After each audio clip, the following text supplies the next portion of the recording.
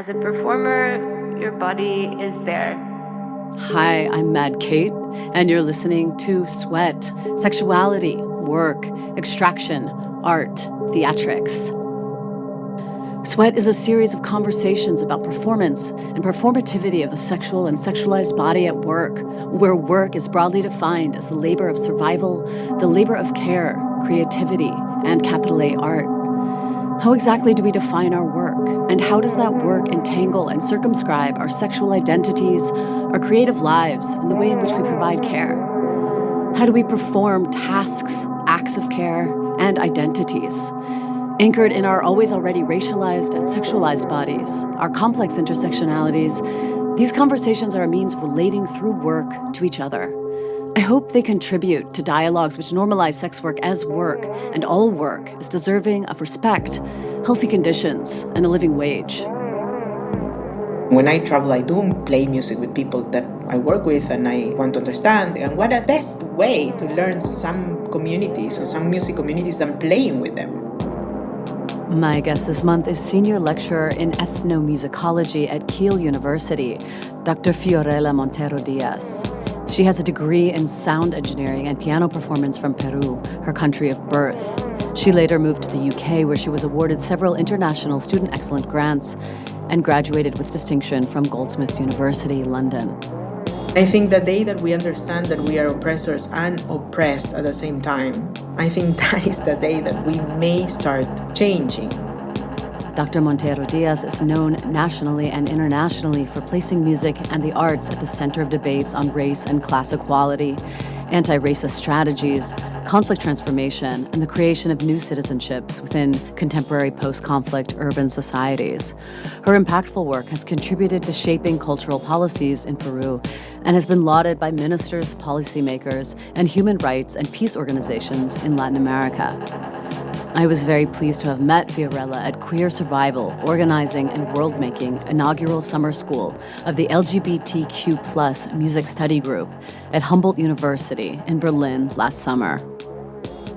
That gathering in Berlin, one of the things that I've noticed was that there was a lot of effort to be consistent. How to be consistent with what we preach and what we do. You know, we cannot talk about inclusion or social inclusion with us excluding people in one way or another, right? You know, how can we interview people or discuss with collaborators in different places without, with them trusting us, and which bodies we embodied, right? If we are white, if we're brown, if we're black. I mean, all those kind of things were discussed. Yes. And that followed also, my reflections on what we claim to be doing as academics or artists, right? And one of the things that academics, at least, and I'm coming from academia really, I hear a lot around is the fact that people are giving voice to the voiceless. Being the voiceless dead, when we research people that are not longer with us, or being these voiceless, marginalized voices.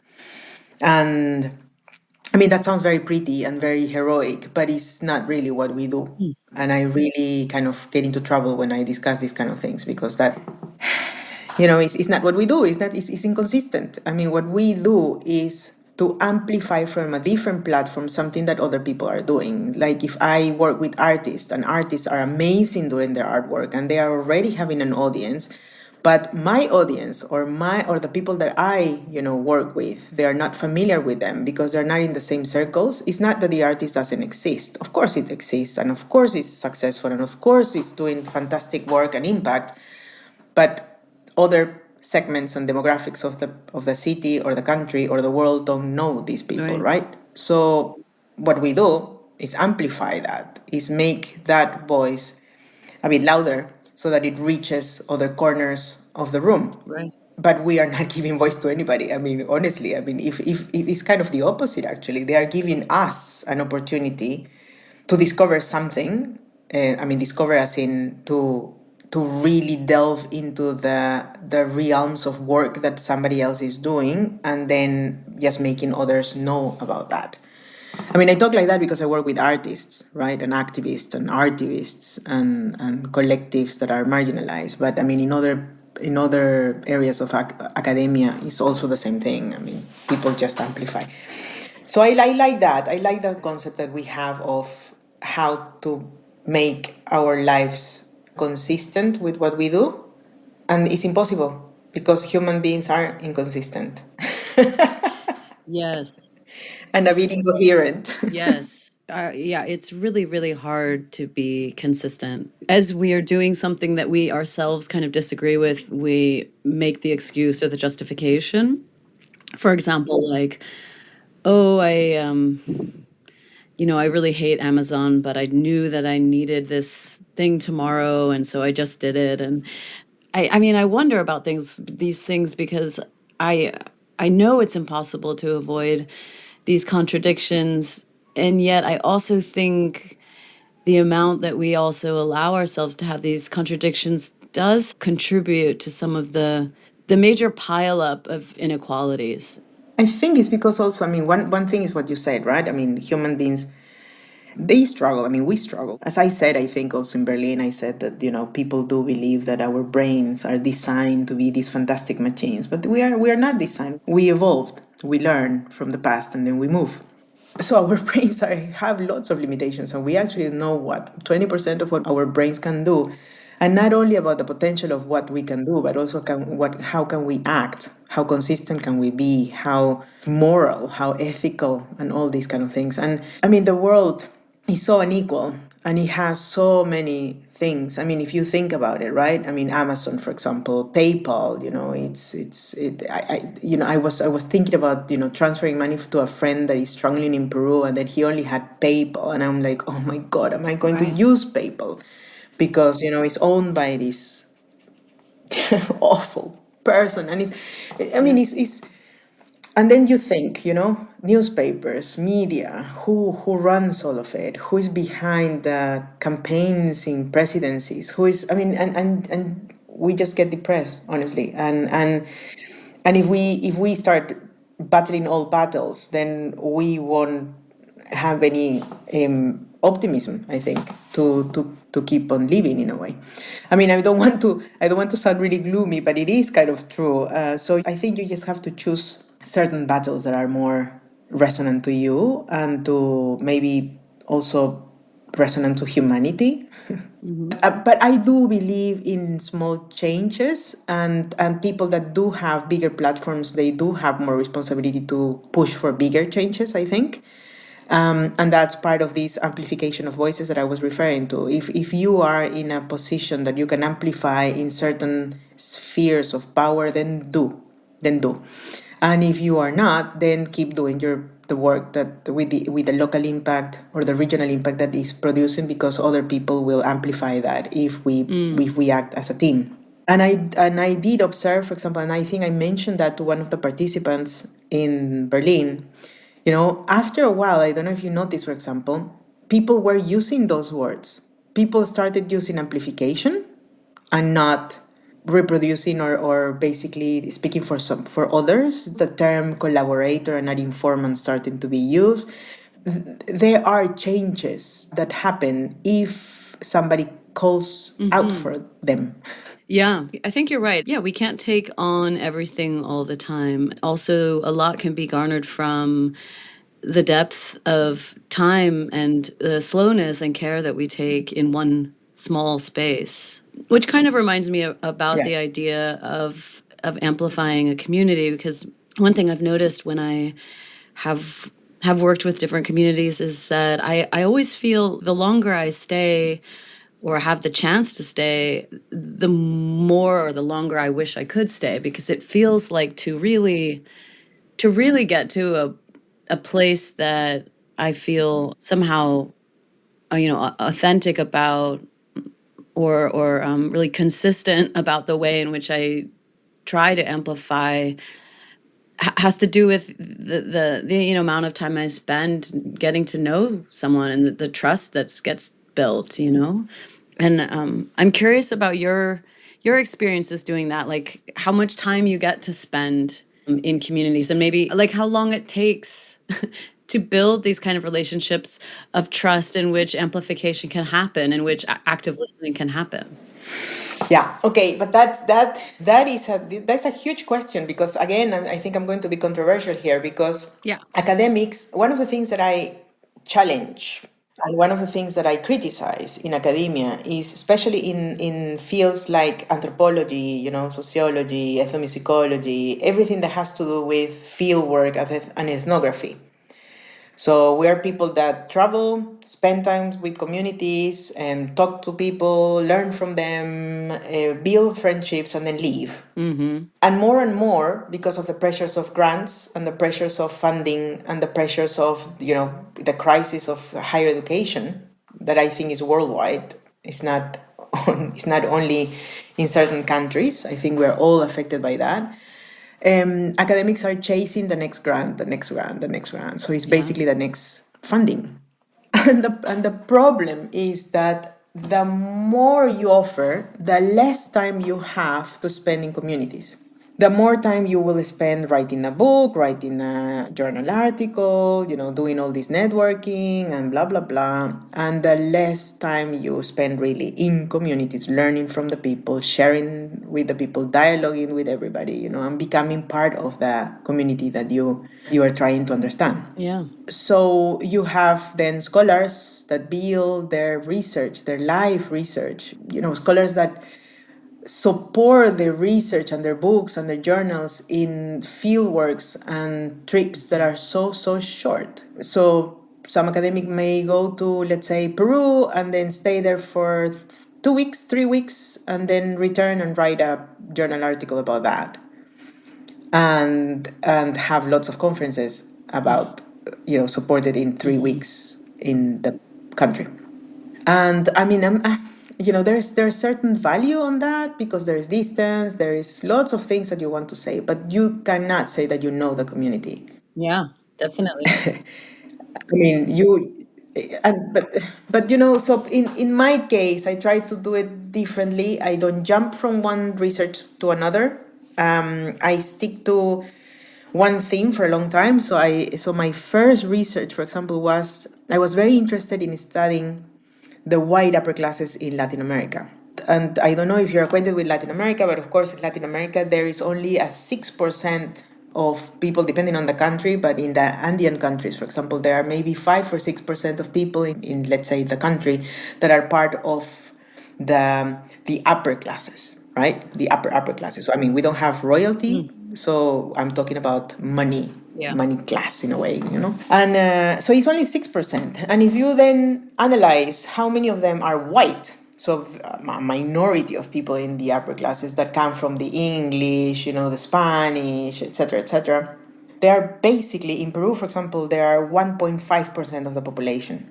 But I remember reading all over all the time that, in Latin America, there is 1% of the population that manage 99% of resources.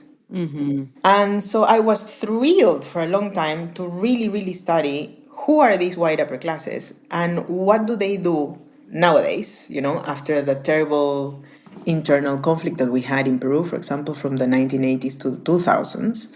What happened? How are we reconstructing the country? And what are these white upper classes doing for the benefit of the country?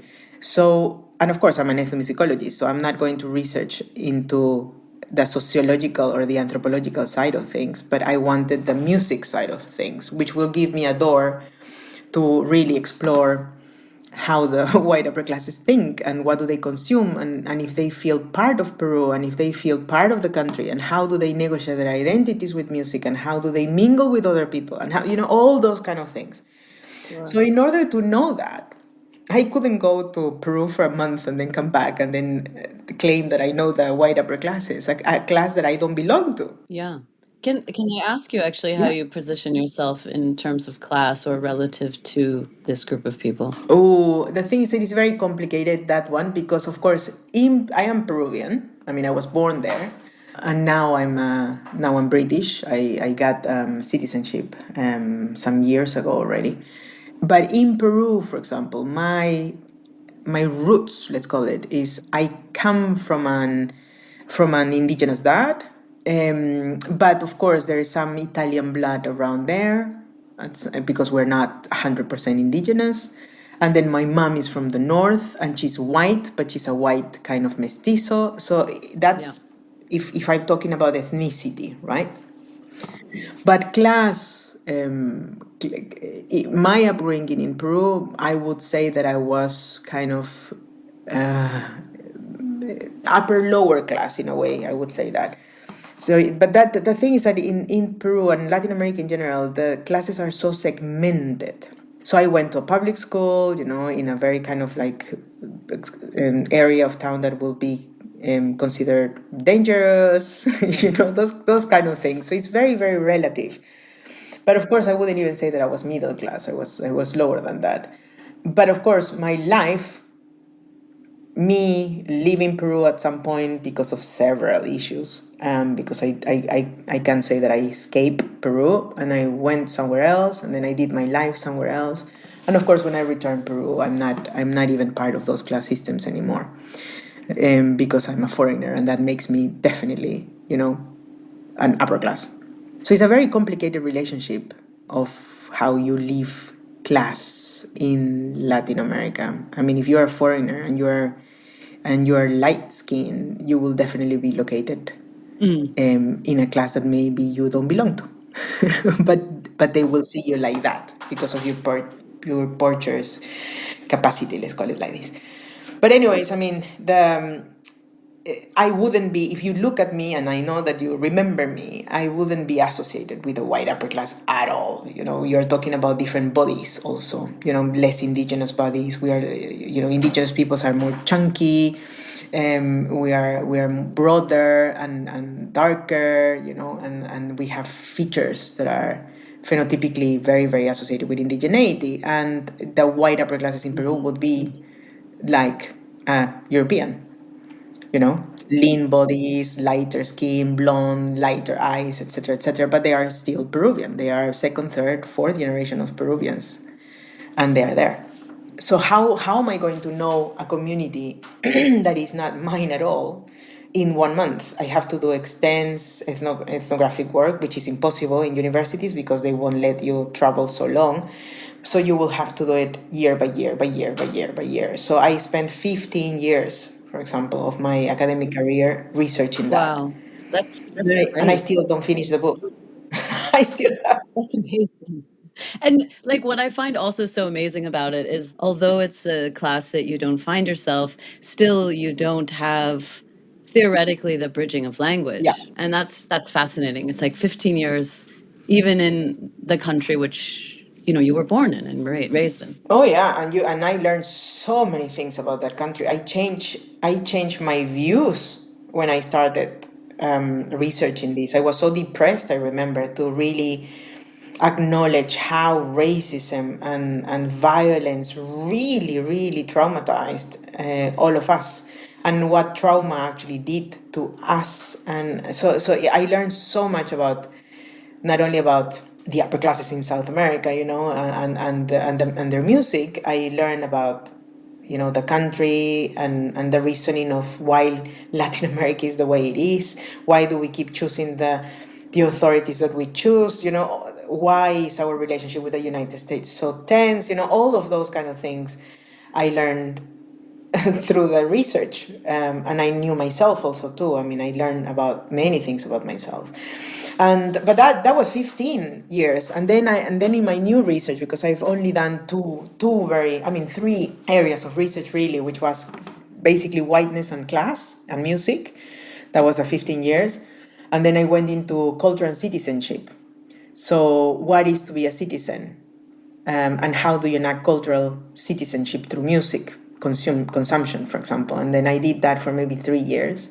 And then now I'm starting with these LGBTI musical resistances, which is a complete different thing, because I am working with people that are very close to me. I mean, not friends, but my community, my identity, my reality. And that's a completely different monster. That's a completely different thing. But the same thing, Roy. I mean, the same thing with getting to know the communities that you're trying to understand, because even though you share so many things in common, you're not the same people. Wow. Well, it's kind of hard to know where to dive in, but I am curious if you could dip into, some of the things that you did say you learned about yourself in this 15 years research, or some of the things that most stayed with you through that process. Oh, whew, so I many, know. so many. I mean, and I like the fact that you're asking about the personal side of my research, because lots of people ask about my research, right? Like, what did we learn? What do we get out of the research? I mean, what have you published and these kind of things. But I think you're maybe the first person that asked me, what did you learn personally? Which is refreshing, I have to say. Okay, good.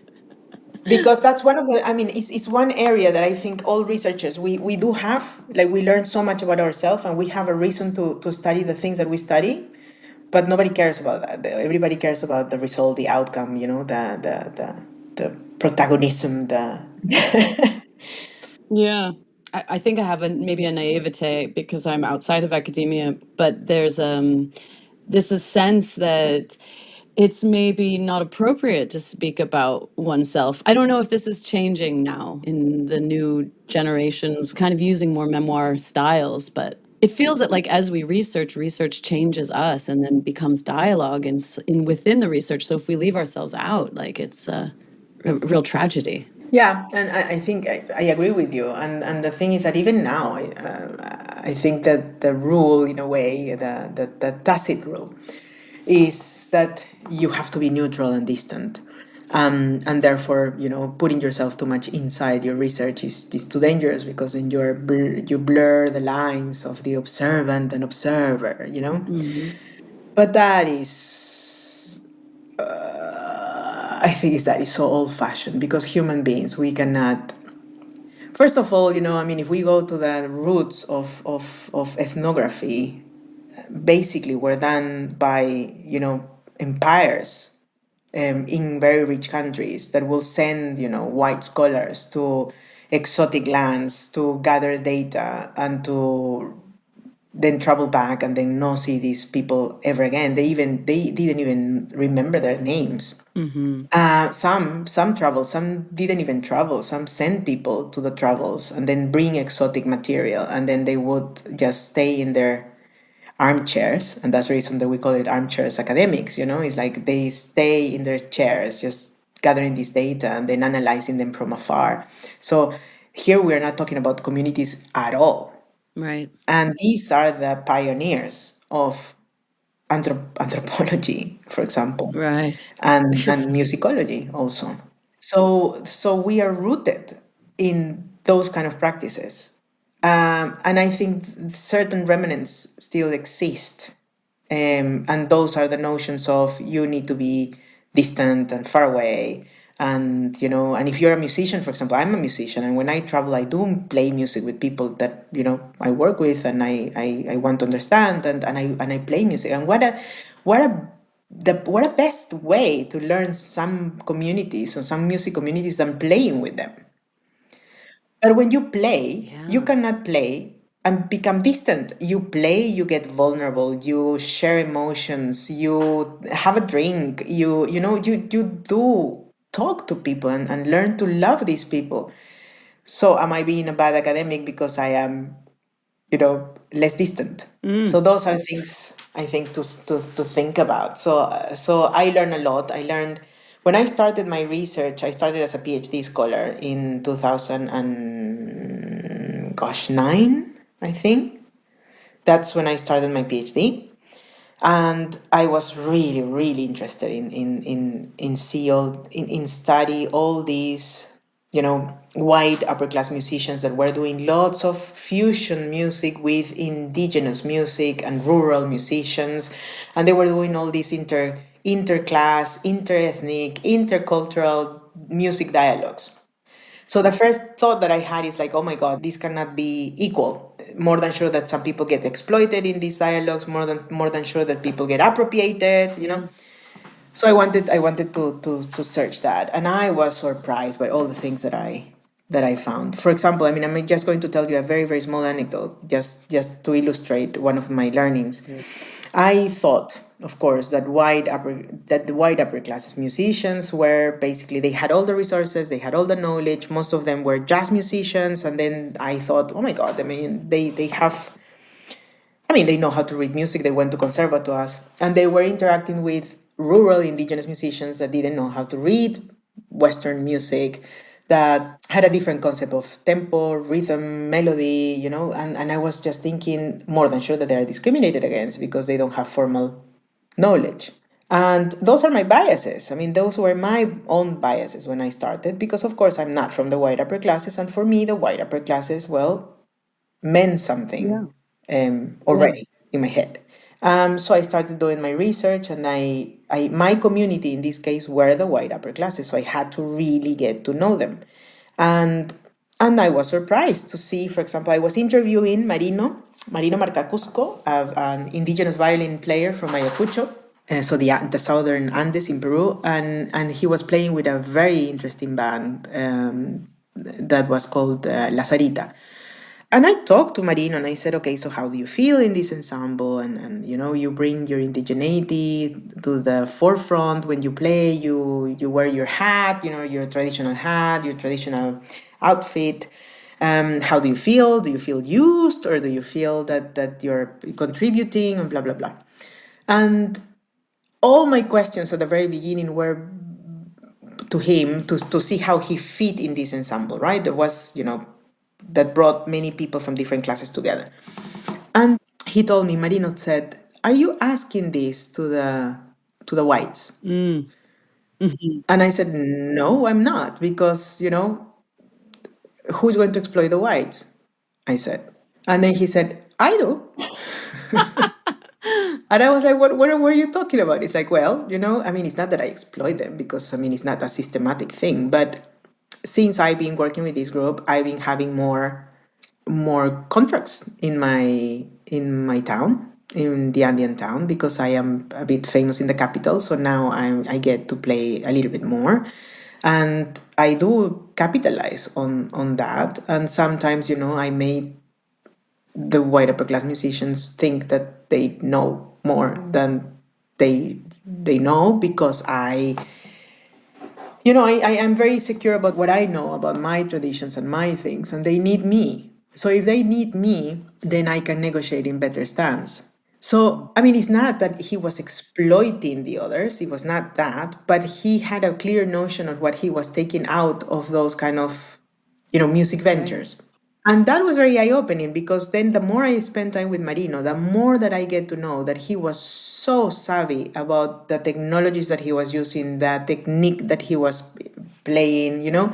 He had so much knowledge in his own things, and even more than that, technology that we associate only with the white and the powerful, he knew how to master it, but their circuits of consumption and learning were different. But that didn't mean that he didn't know the same techniques, if you understand. Yeah. Yeah. So that was eye opening for me, because, I mean, having an indigenous father and a white mother, I also grew up with that notion of indigeneity, is marginalized, and whiteness is praised and has all the privilege. And it's not as fixed as we Right. think. So that was one of the things. I mean, I learned so many things about my own prejudices and my own biases. I learned, for example, that even though when I went to school in Peru, I went to a very kind of like low middle class school. Let's call it a public school. It was a nun school, and I used to be the whitest person in my class. I mean, not the whitest, but I was one of the lightest. I grew up feeling that I was light skinned, and of course I'm not. And then when I started my research with the white upper classes, then I discovered what white was, the whiteness really was, and Europeanness in a way, and features that are not mine, and they felt Peruvian too, and it was a matter of feeling the discrimination in my own skin, because I never experienced discrimination for being half indigenous in my part of town in Lima. But when I started my research, I was blatantly discriminated against in the streets where white upper classes live. So that made me think a lot how other bodies that are less light than me, like my dad, for example, experience his own country. So one thing is to think about discrimination and try to understand how people feel discriminated. And the other thing is when you experience it yourself, putting yourself in situations completely out of your comfort zone in your own country. I think you learn so many things out of embodying a different reality, even in the same country with the same body. Yeah, absolutely.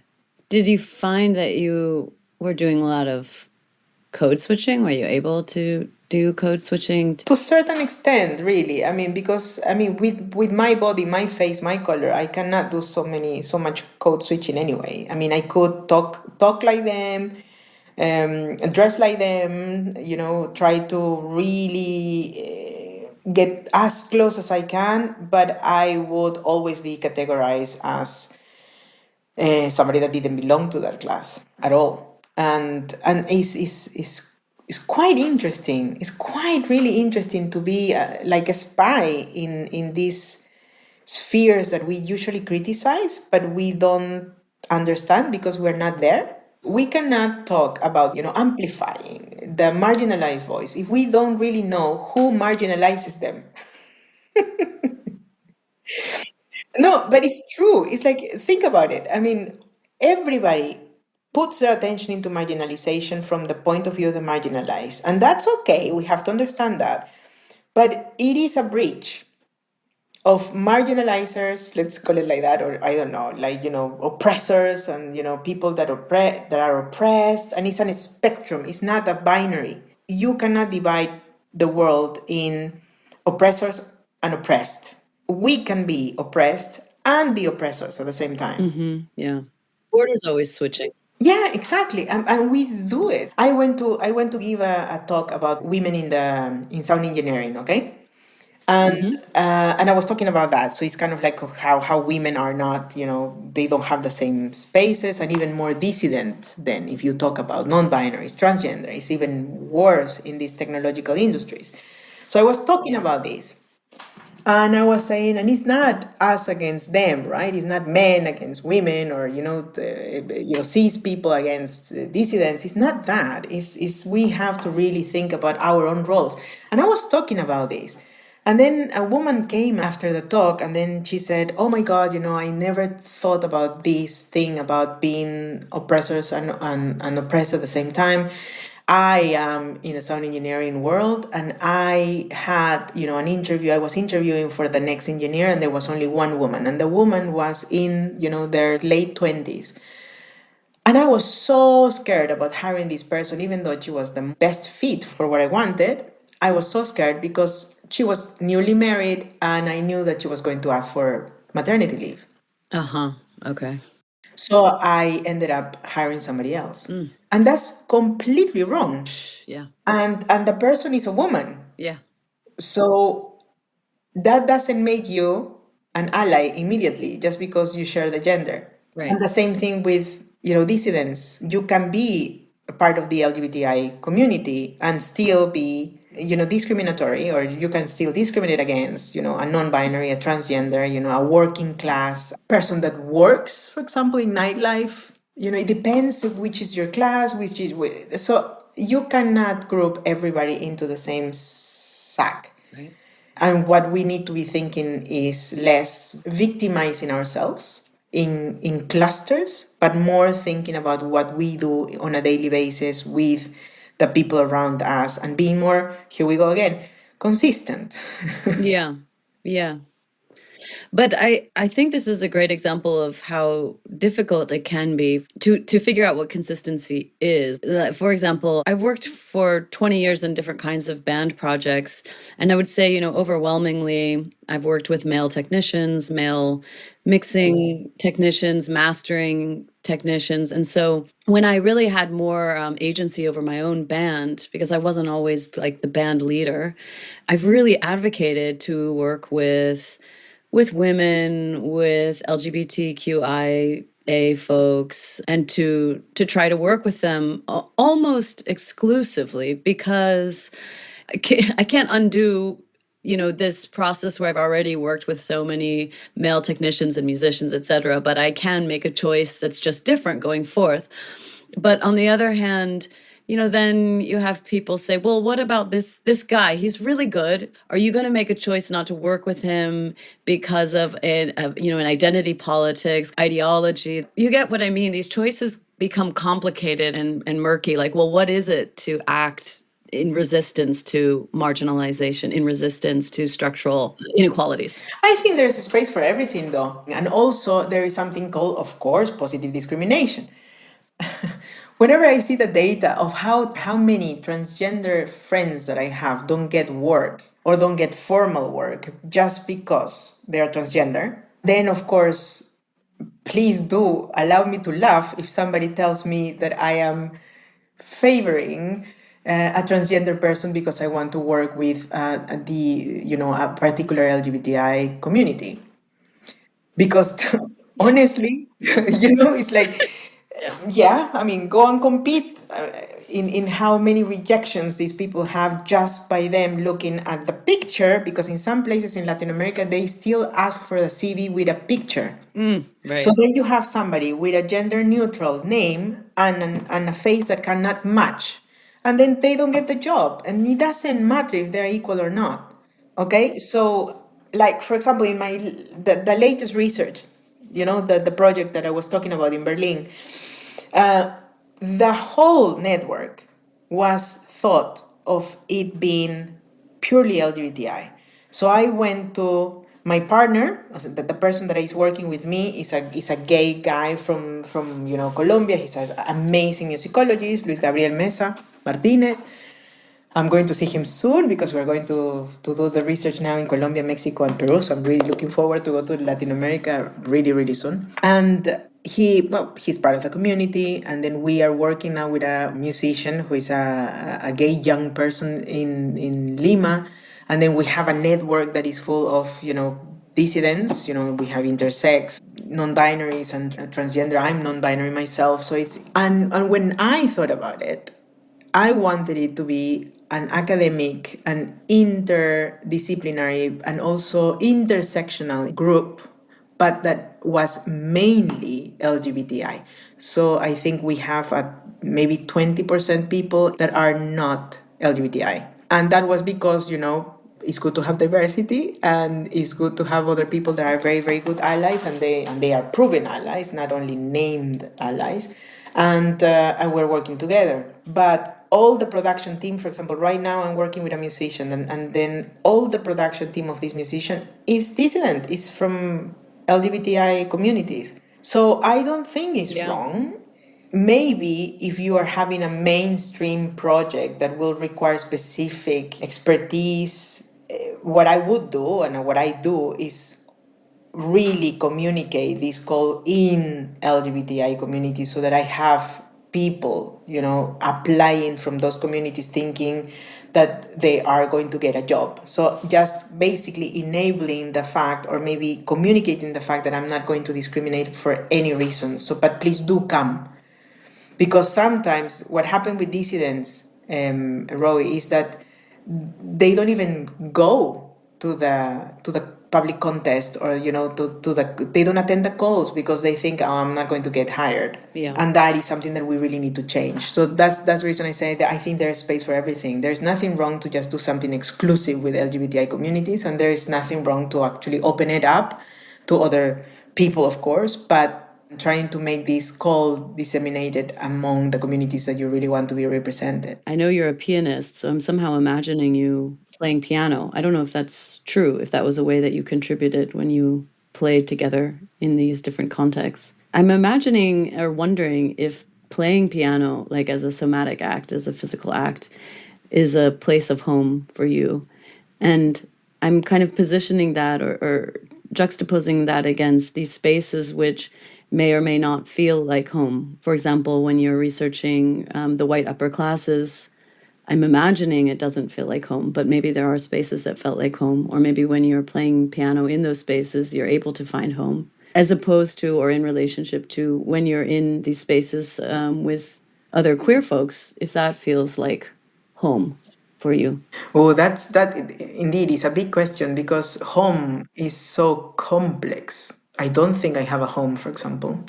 But that comes also from trauma, I guess. You know, when you lose your home when you're very, very young, then you just learn that home, you build your own home wherever you go. And I think that has been my motto. I mean, I do find home wherever I go, even in the most strange places and the most strange communities, if you want to call it like that, I will find home. But I also don't find home very easily. So, for example, the piano, okay? The piano for me is not home at all. It's comforting, it's something that I master. It has its uses in a way, but I don't play it, for example. I don't play it with the community. I play it by myself or as a solo player, but I don't play it with other people. And it's because the roots of my piano playing was very Western art, classical music. And I find it very oppressive. So as I said, I do play it. I enjoy it. It does lots for my mental health, but that's it. When I do travel, I try to play the instruments that people need.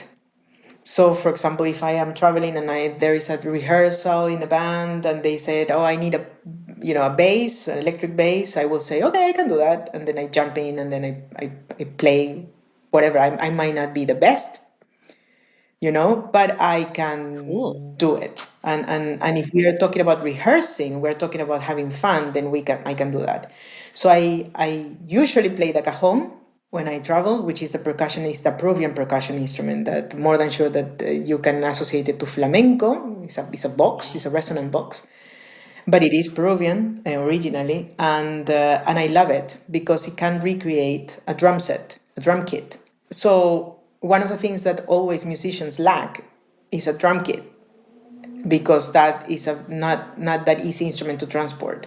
So if I do move with my cajon, then I am ready to jump in when people do want that. So those are more kind of my community instruments. Whatever people need in that moment, whatever instrument they are playing, if I know how to play it or I learn how to play it, then I will jump in. And of course cajon and all percussion instruments which are fun to actually do, and singing, definitely I do sing a lot, so that's my community kind of home where I find it. Amazing. Home really, in the communities that I research, I mean, I have felt so much at home with the LGBTI people and so much foreign with the LGBTI people. It depends on the context. One of the things that I always say to the LGBTI communities, for example, in Latin America, is that we are so closed and so used to exclude people that we consider, the oppressors. Let's call it like that. And we exclude them from the conversation. And depending on the conversation, of course, but sometimes it's not helpful. I mean, we do need to talk, we do need to dialogue. And even there are people that you think they're oppressors, but they are not. It's just that they belong to demographics that are whiter skinned or they have more money, but they do want to participate in the conversation. So why closing the door? Because otherwise we're going to stay only with the same people Right. talking about the same things. It is complicated. It's a complicated question. But I do feel more at home with, I must say, with artivists, people that use art as a form of activism. That has given me a community, I think, that is so amazing, and I'm so proud of what people are doing when they mix music and activism. That is just incredible. I'm curious if there's a kind of question that's been nagging at you. I'm sure there's many that come up for you, but that you want to bring in. Gosh, I mean, so many questions, so many questions. But one of the things that is bugging me recently is this thing about mistrust. I think human beings mistrust. There's a lot of mistrust in lack of trust in each other. We do trust people that are similar to us easily, and then less easily when people are different. And I think we do it, all of us, disregarding of which community you belong to, we do it. That's one thing that is going around, is how to build trust in order to grow without risking yourself, without being naive and maybe too vulnerable in a way, or exposing yourself too much.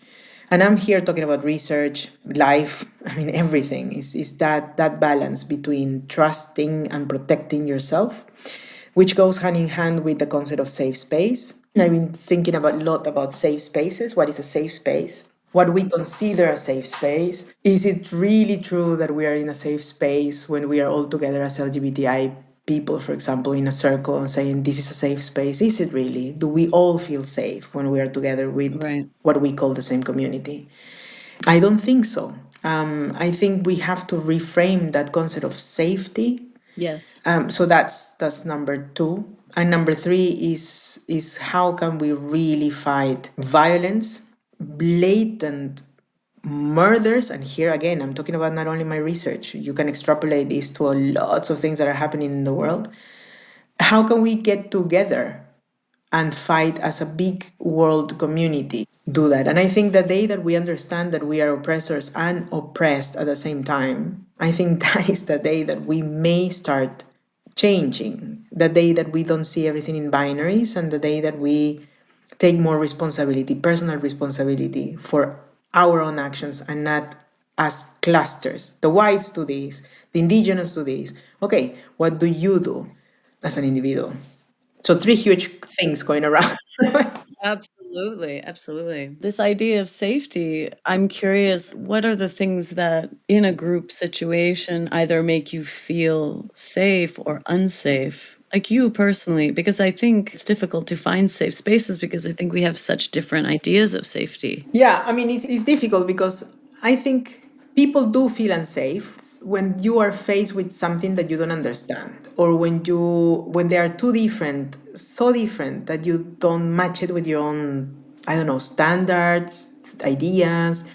And I think we do it. Like every single one of us. Difference triggers fear, and fear triggers a feeling of unsafety. So we should know more people. Like, for me, the thing is that we should just go beyond the comfort space that we do have.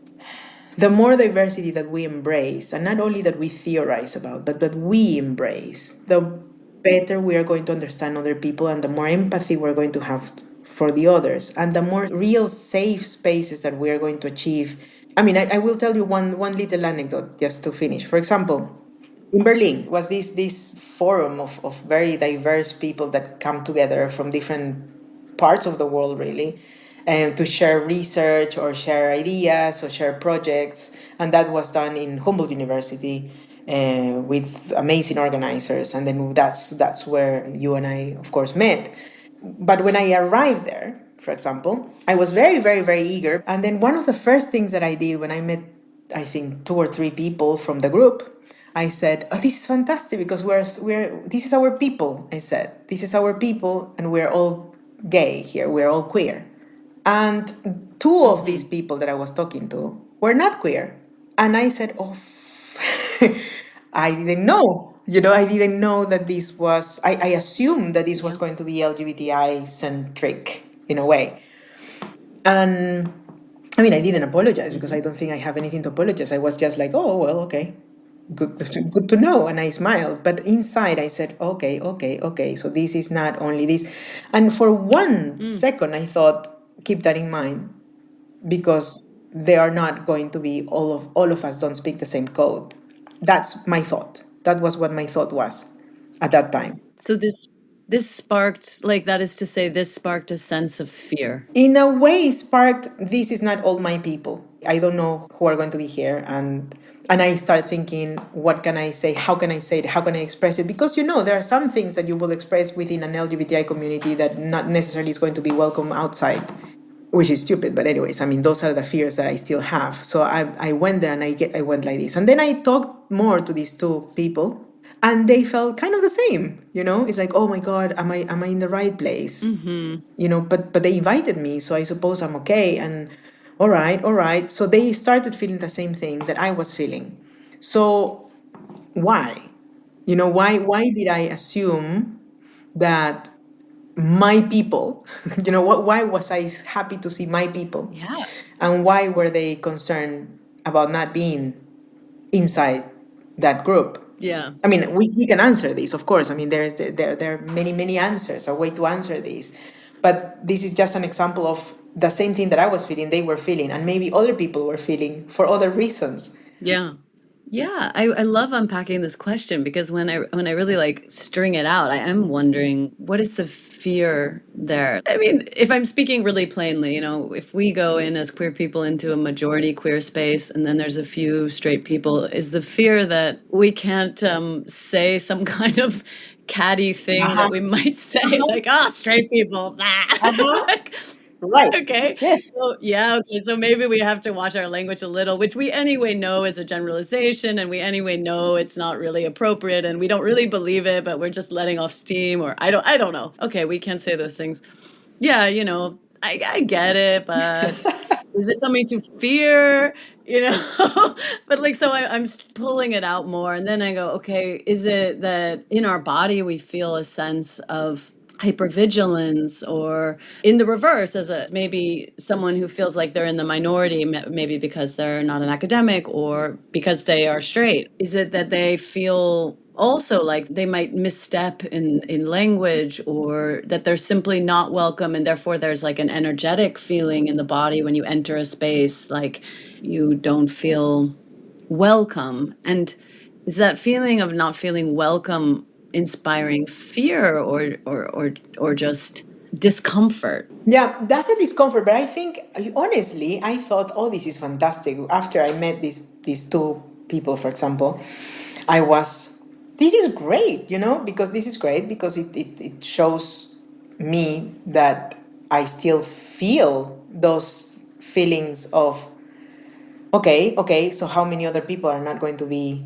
queer? How many other people are going to be? So it's just that expectancy in a way of what is going to happen, what is going to happen, those kind of things, huh? But also, Mm. at the same time, it gives a chance for these people to feel in the minority. That's great. Mm-hmm. That is great, because it's like, okay, that's how it feels. You have to be more careful. You have to conform a little bit to what you are going to be finding. You're going to, okay, so this is what we go through Mm-hmm. many times. So, see, and that's what I mean with expanding horizons and really putting yourself in different contexts and situations where it goes beyond what you are used to, so that you can really live life with other perspectives. We are so used to live our lives from our two eyes and the body that we embodied through the same kind of perspective. And we conform. We conform to our money, we conform to our house, we conform to that. And then if something goes on in Gaza, well, if something goes on in somewhere else, well, in Sudan is happening something big, well, we're okay here. We're warm. We have our own eyes, our own body that we embody, our own class, our own whatever, and we conform. So yeah, let's get out of the comfort zones. I mean, it's interesting that there is a contradiction there, which is that we want to resist conforming. And on the other hand, we are all fearful of actually being our authentic selves and not conforming, right? Because of what that might bring forth. Like it would bring forth conflict. If two straight people sat in a room of queer people and did not code switch or did not shut their mouths and listen, and maybe said things that for a queer community felt either foreign or maybe even homophobic or straight centering, it could inspire conflict, right? And do we have the skills to deal with that? Or maybe the time? It's so interesting. We often conform to avoid conflict, I think. Yeah, but see, that's also a thing. I mean, and here's where safety really comes into place. And this is a contradiction with safety because, for example, conflict is, I think, is necessary. Yeah. And one of my areas, if not one of my biggest areas, is music and conflict. So music in conflict areas or music within conflict. So that's the reason I study post-war countries, and that's the reason I do study LGBTI communities, because there is conflict in that. And one of the things that I learned from my own area of studies is that conflict is completely necessary to improve, because there is, after conflict, usually, if the conflict is well handled, there is negotiation, There is improvement, there are lessons that are learned, etc., etc. If conflict is not well handled, of course, we have violence, we have aggression, we have escalation of conflict, etc., etc. But if we are in a safe place, which is if we are surrounded by people that are willing to mediate, then welcome conflict. Welcome conflict, because that's the only way that we're going to air what we really think and be truly ourselves, and then move forward. If we do run away from conflict, how on earth are we going to educate others or educate ourselves and then move forward? We cannot. We are going to be stuck in one place and conforming once again to what we have. Yeah. Yes. So I think it's a balancing act. And I think conflict should be addressed, and we should like conflict. The thing is that LGBTI people also, we have generated so much conflict. I mean, in most cases, at least, we have generated so much conflict, and that we run away from it. And some of us even try to conform, really conform. It's like, I want to get married, I want to do this, and I want to do that, I want to live my normal life, and blah, blah, blah. And it's not necessary to do that. I'm not saying that all LGBTI people need to be non-conforming, but you just have to do what you want to do. I mean, life is too short for being stuck. No, I fully agree with you. I think that's really where we have to put energy, is not only in awareness, but people who are willing to mediate and accompany conflict as it happens, to allow it to unfold. Because I think all of us feel, it's exhausting at the minimum. It's exhausting. It is. Conflict. It is, and it is always exhausting also to be the ones always educating. I mean, in my case, it's like, okay, here we go again. I do have to educate about this, and I have to do this, and I have to do that, and blah, blah, blah. But if we don't do it, I mean, people like me, for example, that are in these big platforms of education, because I do educate people, like not regular people, students, I have students in front of me all the time. If I don't do it, why should I give this responsibility to other people if I do have the platform how to do it? Is going to be conflict in a class? Yes, there is going to be conflict, but with explicit rules and frameworks and safe spaces where I can mediate, then welcome conflict, so we can have a positive conflict or discussion, in class, so that we can move. And that's, that's one of the things that my students treasure the most when they leave uni. I had people writing to me saying, thank you very much for your classes, not necessarily for the music, but because, you learn or you teach me how to deal with conflict. And conflict is something that is going to be throughout my life. Running away from conflict doesn't help, but facing the conflict in a positive way and knowing how to stop it so that it doesn't escalate to something else is one of the biggest skills that I can have. And I'm so happy that maybe I've been able to contribute that in one of my music classes. That's incredible. You should be so proud of that. And that's the reason I do believe in these small things that you can do, and then people can just have something out from it. And it might sound too idealistic, look, but we do need those things. And some people find it in teaching, some people find it in their art, something that can make us feel that we move, and that can make us find a little bit more consistency in this life, which is already so inconsistent. You just heard from Senior Lecturer in Ethnomusicology at Keele University, Dr. Fiorella Montero-Diaz. You can read more about her in the show notes. I'm Mad Kate, and you've been listening to S.W.E.A.T, Sexuality, Work, Extraction, Art, Theatrics. S.W.E.A.T is a series of conversations about performance and performativity of the sexual and sexualized body in work. The theme music was composed by me and features the voice of performer and actress Lori Baldwin. S.W.E.A.T airs first every second Tuesday of the month at 13 hours Central European Time on Collaboradio.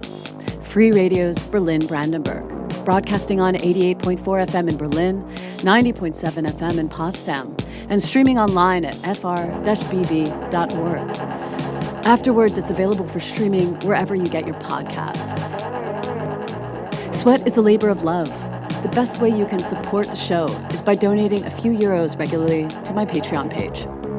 It costs just 10 euros a month for me to host my RSS feed and about 30 hours of my time to put this show together.